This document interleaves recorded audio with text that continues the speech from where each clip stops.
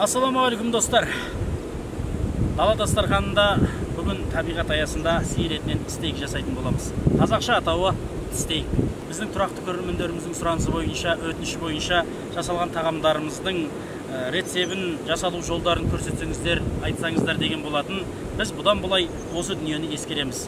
Бүгіннен бастап жасалу жолдары айтылатын болады. Бізбен бірге болыңыздар. Ал достар, біз стейкті бастайтын боламыз. Бізде ең әуелі жұқалап тілінген қабырға етін зәйтүн майымен сылап алатын боламыз.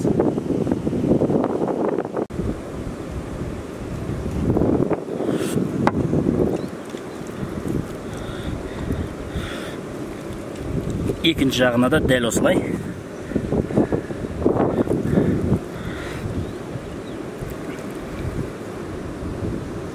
Зәйтүн майымен жақсылап тұрып майлап аламыз. Одан кейін қалауынша дәмін келтіретіндей тұздаймыз. Жалпы бұл сыртына ғана жағылғандықтан тұзды сәл артығырақ сала бересіздер. Өйткені бұл отта күйіп кетеді.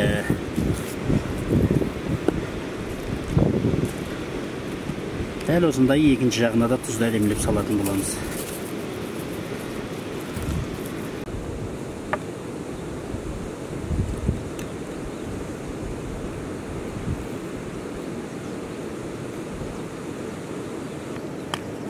Тұздап алғаннан кейін қара бұрыш міндетті түрде.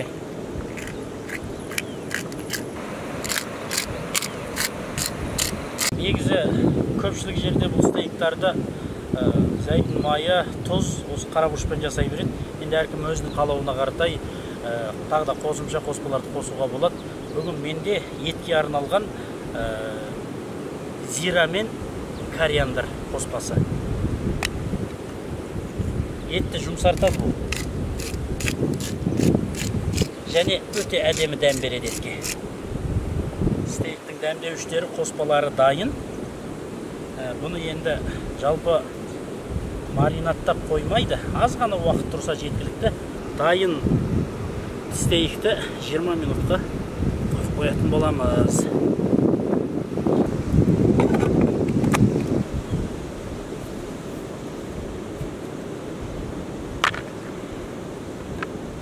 Біздің стейкіміздің бір ерекшелігі сол, тасқа піседі.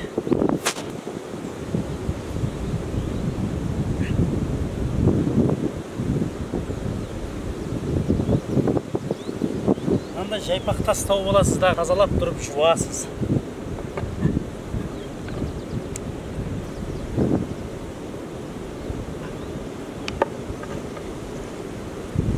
Ол стейк пісіретін ошақ.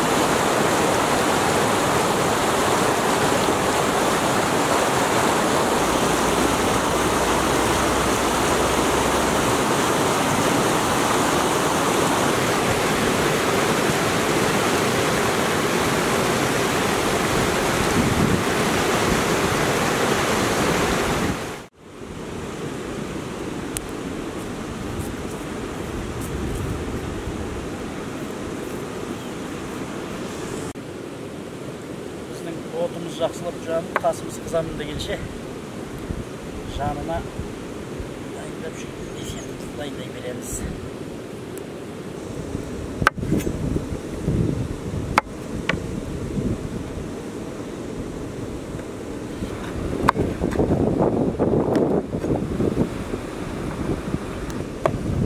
Бұны да маринаттаймыз.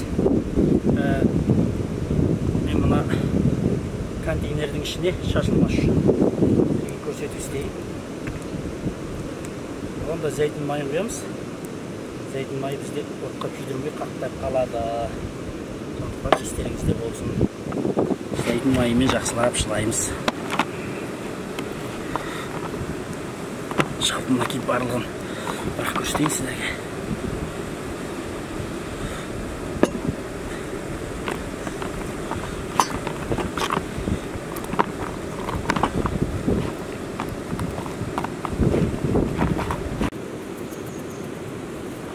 Burada tuzlayımız.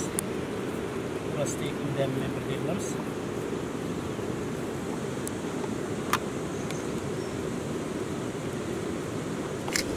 Қара бұрышты өзіңіздің дәміңізге қарай саласыз.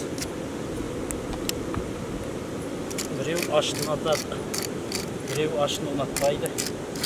Дегенмен қара бұрыш міндетті түрде салған дұрыс, өйткені дәмін өте керемет келтіреді. Кориандр мен зираны қосыңызса,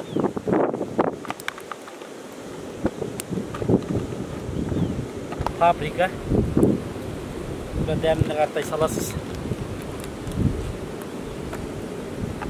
Бұл да тасымыз қызғанша біраз тұрады.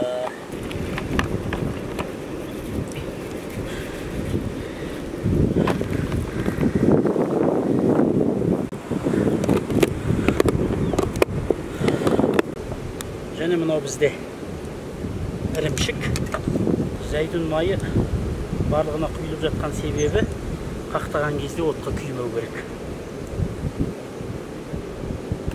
Бұл ірімшік онсыз да дәмді. Сондықтан бұған артық қоспалдың керек жоқ ешқандай. Тек қана паприка қоссаңыз жеткілікті.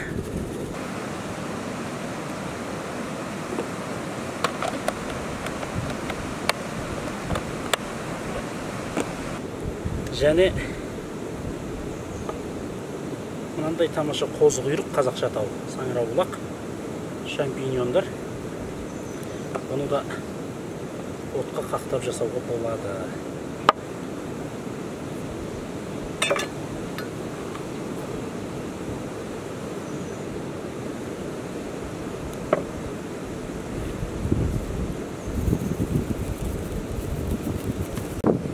Қара бұрыш енді. Жалпы әркім өзінің дәмдеуішті қосуына байланысты ол.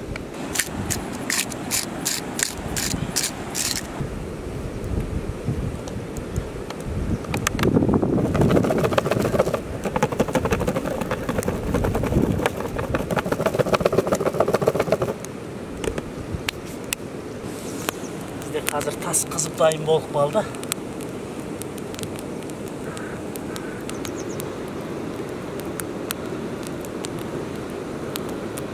Тастың бетін толықтай майлаймыз.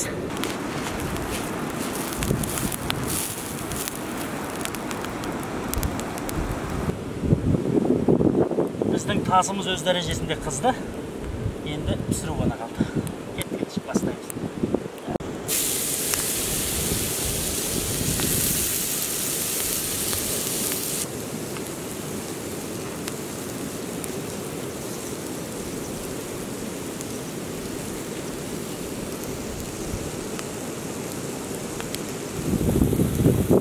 Пісіргенде стейкті 1,5-2 минут ұстайсыз бір қапталын.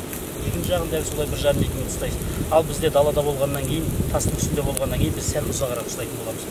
Өйткені пісу жағы сәл қиындау болады.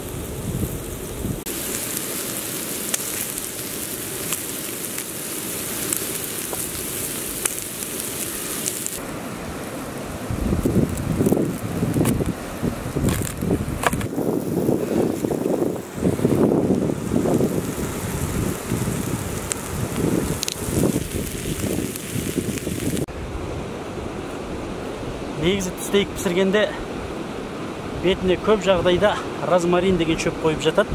Бізде ол дүние жоқ. Сондықтан біз стейкта өте керемет иіс беру үшін, дәм беру үшін қарағайдың бүрін отқа тастайтын боламыз да, қарағайдың жаңа шыққан ұшындағы өскіндерін қоятын боламыз жанына.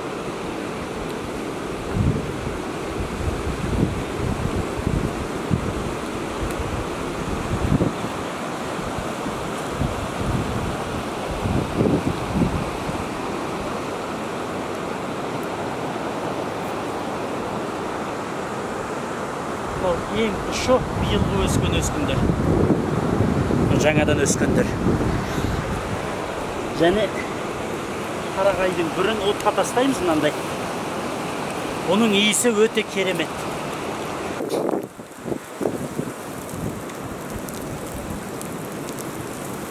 Бүрлер. Ал мынаның иісі жанында тұрып сіңетін болады.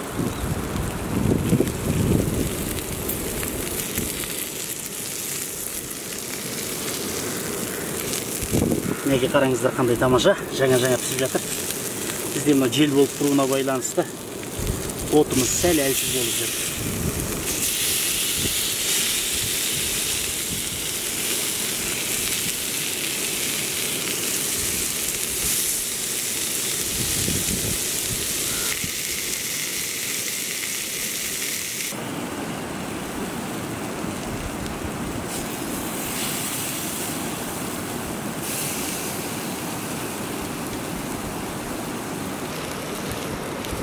Суге аз қалып, мына сарымсақ солын.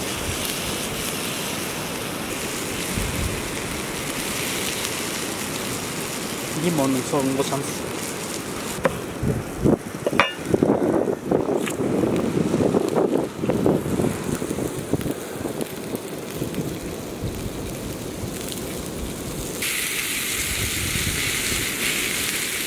Неге біздің стейк дайын.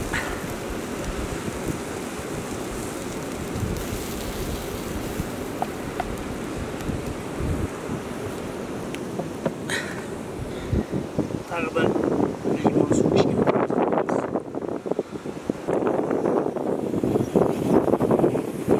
Стейктің жанына қосымша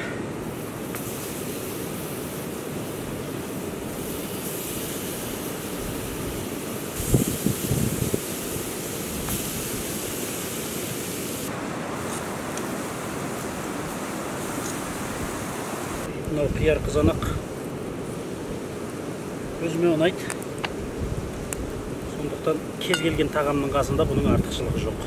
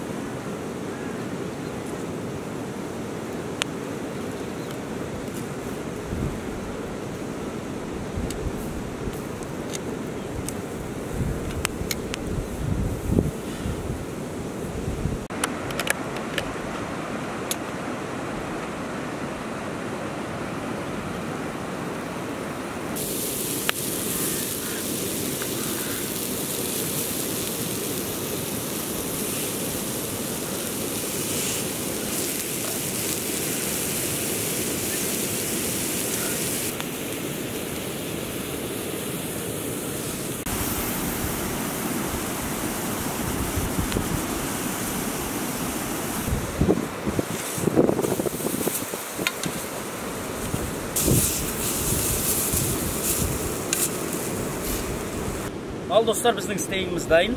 Енді дәмін көреміз. Мен өз басым ет тағамдарын коламен ішкенді жақсы көрем.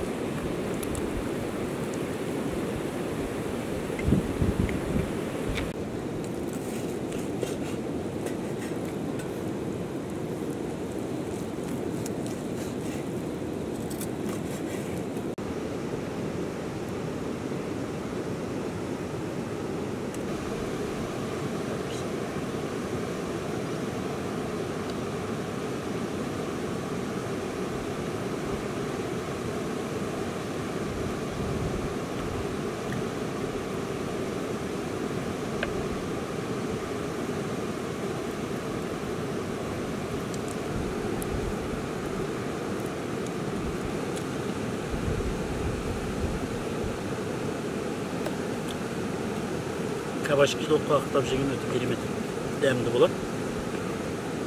Сондықтан оның да дәмін көрсеңіздер болады.